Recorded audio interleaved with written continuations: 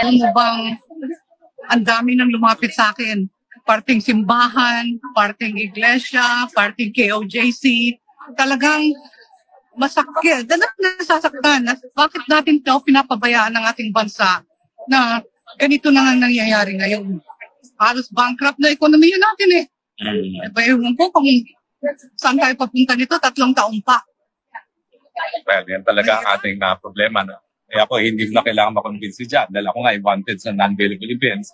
Sa isang krimen na wala naman akong kinalaman talaga. No? Nakakahiya nga, no? At na-file pa yung kaso yan.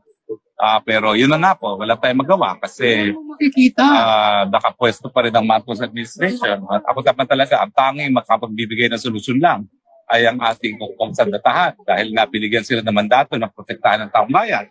Pero kung ayaw naman talaga nilang bigay protection, wala tayong gagawa. Tapos hindi lang natin ang katotohanan. Pero sa karamihan nila, talagang servisyo.